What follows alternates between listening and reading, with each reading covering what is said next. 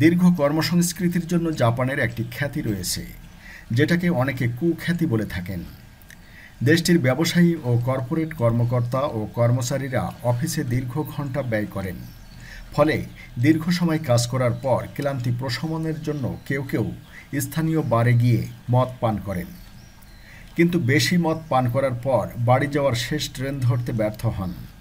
ফলে চোখ বন্ধ করার নিঃশ্বাস নেওয়ার ভালো উপায় না পেয়ে এসব কর্মকর্তা ও কর্মচারীরা সিটি সেন্টারের নোংরা রাস্তায় ঘুমিয়ে পড়েন। ঘুমন্ত এমন কিছু ছবি প্রকাশ করেছে বিজনেস ইনসাইডার, যেখানে জাপানের ক্লান্তিহীন কাজের চিত্র ফুটে উঠেছে বলে দাবি করা হচ্ছে। গত 2 বছর ধরে রাতের এই ছবিগুলো তুলেছেন ফটো সাংবাদিক পাওয়েল জাসজকজাক।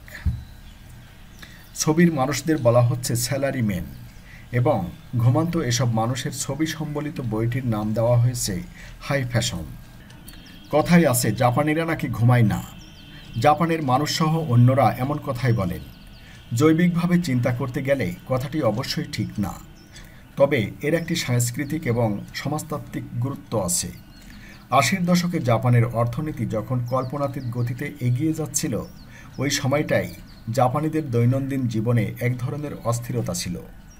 মানুষের প্রতিদিনের রুটিন ছিল কাজ আর বিশ্রাম, এর মধ্যে ঘুমের জন্য কোনো সময় রাখা হতো না। সে সময়টাই জাপানে একটি এনার্জি ড্রিঙ্কের বিজ্ঞাপনের স্লোগান ব্যাপক জনপ্রিয়তা পেয়েছিল। আপনি কি 24 ঘন্টা ধরে যুদ্ধ করতে পারেন? ব্যবসায়ী ব্যবসায়ী জাপানি ব্যবসায়ী, তার মানে আপনি 24 ঘন্টা ধরে পরিশ্রম করতে পারলে জাপানের বড় কোনো ব্যবসায়ী হয়ে উঠবেন। বিজ্ঞাপনটি ছিল তৎকালীন জীবনের একটি প্রতিচ্ছবি। অনেকে তখন অভিযোগ করে বলেছিলেন, আমরা জাপানিরা কাজ করার ব্যাপারে অত্যন্ত খ্যাপাটে প্রকৃতির। তবে এই অভিযোগই জাপানিদের গর্ব। এটাই তাদের মানবজাতির বাকি অংশ থেকে আলাদা করেছে।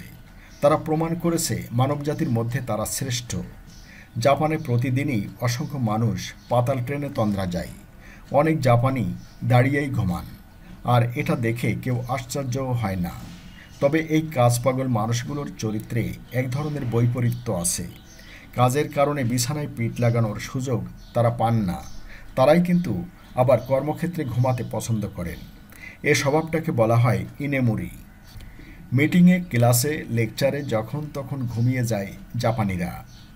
তাদের নারী, পুরুষ, শিশু সবাই একই স্বভাবের।